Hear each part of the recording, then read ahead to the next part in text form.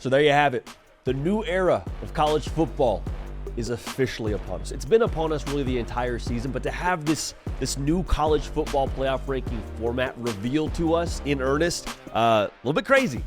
And I'd said this on my social platforms at JD PicKell. I said, listen, I've been against the expansion for as long as this conversation has been going. But when I look at what that field could potentially be when it comes time for those games to be potentially be played, gets me fired up. So what do we think about these rankings? We'll talk about it right now. First things first, make sure you are subscribed right here to the On3 YouTube channel. If you're watching this, minutes after it's been posted, Andy and Ari may be live right now giving you their reaction to the rankings. Tomorrow morning, we will both have shows for you talking about the rankings, talking about college football week 11. This is your place for college football, nothing but college football, all right? No additives, no preservatives, no hot takes. Thank you for being locked in. So when it comes to the playoff rankings, my overall stance on this is treat these initial rankings like your first grade back when it comes to the first test you took in any given class.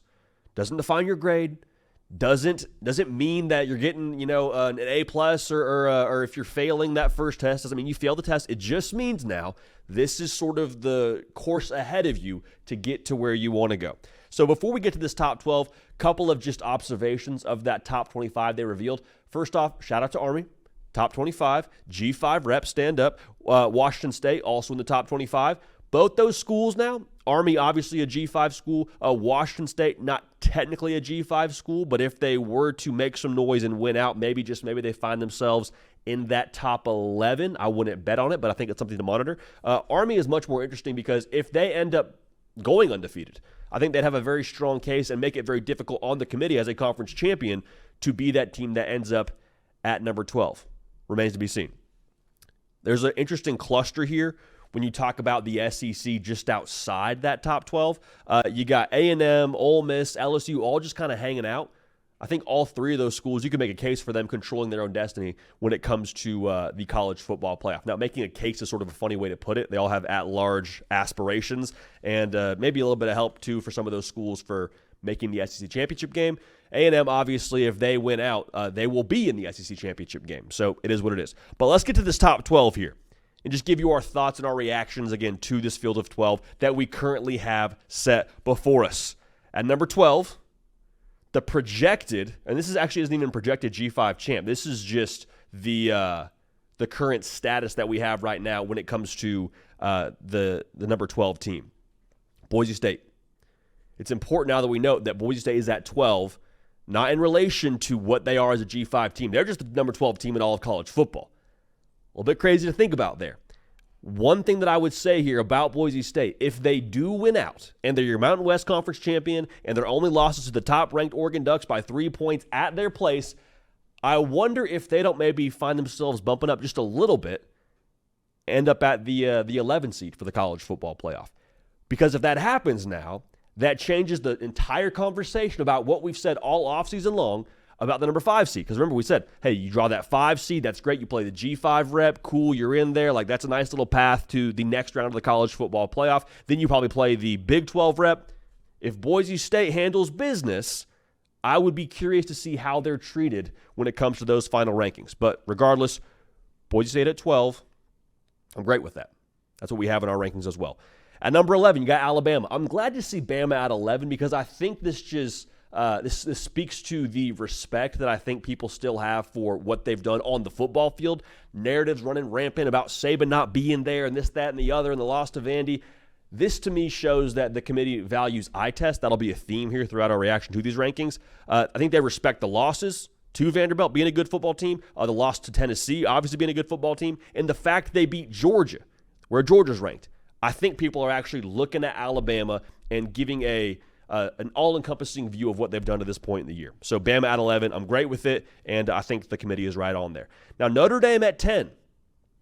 Notre Dame is a school that we had actually at 9 in our own rankings, so I actually would be okay if they were even a little bit higher. Everyone wants to dunk on Notre Dame for them losing to NIU, and yeah, that was a bad loss, but make no mistake now, Notre Dame, they got some juice to their resume as well. Now, do they have the worst loss of this entire group of 12? Absolutely, but they also have a win over Texas A&M. They also have what I would consider to be a ranked win because of when they got it over Louisville. They have a ranked win in a very definitive fashion over Navy, and they could have a ranked win over Army if they beat them when they play them, assuming Army is still ranked. So say what you want about Notre Dame and the NIU loss, whatever, but like they could end up having 4 ranked wins. If Notre Dame wins out, they will be in the college football playoff. Don't care about no conference title game. They will be in the college football playoff. Here's where it gets interesting. This is where we kind of have to do some mental gymnastics a little bit to keep track of everything. The number 9 seed was BYU. Cool with it. However, with them being the highest ranked Big 12 team in this discussion, they are going to be seeded in this conversation as the 4 seed. Okay, so the highest or next highest ranked, I suppose, conference champ, obviously Boise State being the 5th highest ranked conference champ in this discussion, BYU would be the 4 seed. Now, I think it's interesting that they're at the 9 seed. They're behind the other undefeateds in Indiana and Miami and Oregon, obviously. To me, this is just speaking to the eye test that the committee is assessing when it comes to BYU. Because BYU actually has a better resume than a Indiana than a Miami when it comes to ranked wins. So this tells me the committee says, right, BYU, we like it. Need to see a little bit more sauce. But regardless, it doesn't really matter to them at this point, or it shouldn't matter where they're ranked, because if they win out, they win the Big 12, you got to buy in the first round of the college football playoff. More power to you. Now at number 8, you got Indiana. I'm cool with this as well. Again, we're not overreacting. I don't have a super emotional response to the first round of rankings. This to me says, again, what we just said a second ago. They're valuing the eye test. Indiana has taken belt to behind against everyone they have played. They've trailed once. That was this past weekend to Michigan State. Curtis Rourke gets back in the game, gets a little bit, it takes them a while to get rolling, and then they did, in fact, roll, and they beat the brakes off of Michigan State. So, Indiana, this just says, okay, we're cool with what you're doing so far. We like the way it looks. I appreciate the fact that they are giving credit to how definitive they've been in pretty much every game they've played. They've won by over 2 scores in every single game. So I'm glad they're getting credit. Bottom line here, I'm glad they're ahead of right now an undefeated BYU team. Now Tennessee is at 7 on these rankings. However, they would project to the 8 seed. So because of where BYU is ranked, it kind of shuffles up where you'd be seated versus where you're ranked. Indiana ranked 8, seeded 9. Tennessee ranked 7, seeded 8. Now, you probably get dinged a little bit for that Arkansas loss, but here's the thing I would say if you're a Tennessee fan. Here's why I'd be excited about where you're ranked right now. Obviously, you have your work cut out for you. You got to beat Georgia and feel even better about your chances to win the SEC, make the college football playoff, all that. That's still on the table, another discussion. But when it comes to where you're ranked right now, how much the committee is valuing what you've done to this point, I think says a lot. I also think it's encouraging that if you're Tennessee, you haven't even played your best football yet. Like Nico Iamaleava hasn't even reached his final form yet. What happens when he does? How good could you be? So to have what I would say is maybe a little bit of margin for error right now if you're Tennessee, I don't think you plan to lose another game, but I think with where they're seated right now, I'd be interested to see where they would be if they were to catch a loss to Georgia. Not predicting it, but I do think if you're Tennessee being ranked 7 right now, you feel better about where you stand in the college football playoff landscape. Now at number 6 and seeded 7 is Penn State. Now going back to the eye test, Penn State is ahead of undefeateds of BYU and Indiana. I think that's probably the right call. I think Penn State, if they were to play tomorrow against Indiana or BYU, I think they would handle them both pretty soundly. Penn State currently, you want to talk about good losses, which is an ugly word to use. Penn State, their only loss is to the number 2 ranked team in America by a touchdown. I had my notes before this show. I was like, I'd be cool with Penn State being anywhere from 5 to 7. Feels like they'll go 11-1 and be in the college football playoff. Important to note, Penn State, if things end up shaking out how the college football playoff bracket projects, you're hosting a playoff game. More on that in a little bit. Now, the number 6 seed ranked 5, Texas. Now, I'd put Texas higher between you and me because of what we've seen from them throughout the course of this season. If it is about style points and assessing value based on how they've looked on the field, you got wins at the time, top 10 Michigan, a win over a top 20 Oklahoma team, and a win on the road at a top 25 Vanderbilt team. So say what you want about, how those wins have aged. I think Texas maybe deserves a little bit more credit. I'd put them at 4. Again, I'm not overreacting. It is what it is. But I think if you're Texas, you are more than fine with the idea of hosting a college football playoff game, being that 6th seed. Now, this is where you talk about another undefeated team. And again, we're having another projected conference champ. Miami at 4, potentially the 3 seed as the ACC champ. Going back to what we said about the whole eye test. Miami does not have a better resume than BYU. However, this tells me that the committee loves Cam Ward. And I don't blame them. Because when Miami is on, and they've been on a lot in the second half of some of these wins they've had. You think about the Cal game, think about the Va Tech game. Heck, you think about the game against Duke this past weekend. When Miami is on, they got some muscle to flex. So I think the committee is saying, okay, we see what you can be. We appreciate the fact that you're undefeated. But when Miami is rolling, they are an unstoppable force. So do they match up, better than a BYU or an Indiana when they're, not on their game?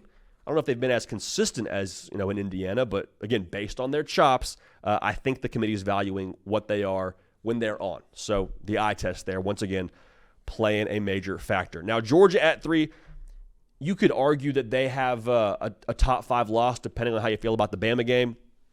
Again, I think we go back to the eye test here, and that's what I appreciate the most about these first rankings. The committee just sat back and said, listen, we've watched the games.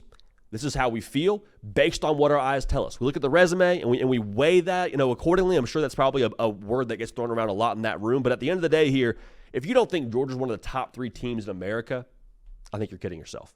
So encouraged they're ahead of, obviously, who they beat in Texas. But when it comes to the other resume boosters for Georgia, look at that first game of the year. When they beat Clemson now, that was a top 15 team. So I personally am in the camp of you should freeze a win when you get it. And you look at the frozen win over Clemson, I think you could argue they have as good a win as anybody else in terms of when they got it with that road win over top-ranked Texas by 2 scores, mind you. So Georgia at 3, I'm great with it. Curious to see what they do the rest of the season. Now, Ohio State at 2, Oregon at 1. Pretty straightforward. For Ohio State, top 5 win on the road this past week by a touchdown. And you could argue they've had again, I hate to say good loss because that just feels like such a lame thing to say, but they have the best aging loss, if you will, with the 1-point loss at Oregon. You're driving to go win the football game. Doesn't happen. Still, everything in front of you. Would be surprised in some respects, honestly, if we don't see Ohio State play Oregon for the Big Ten championship. Now, Oregon, they're number 1. Pretty straightforward here. Nothing to talk about. Unbeaten. In the conversation for the best win, depending on how you feel about Ohio State and how Georgia's win over Texas sits with you. Ohio State, number 2 in America, and you beat them at your place. Might have to beat them twice, but still. Greg McElroy, I think, put it really eloquently when he was breaking down his thoughts going into the college football playoff rankings. Not a lot of weaknesses. Like if you're looking at the eye test for Oregon, I think there's a lot of boxes that get checked for you. Great quarterback play. Great line of scrimmage play. A lot of weapons. You're hoping and praying Tez Johnson gets back sooner rather than later. Playing their best football right now. So Oregon obviously checks the box when it comes to the eye test. So let's take a look here at the bracket in terms of how it would shake out when it comes to what these playoff games would look like. And this is where it gets really interesting. Again, I told y'all I wasn't for expanding the playoff.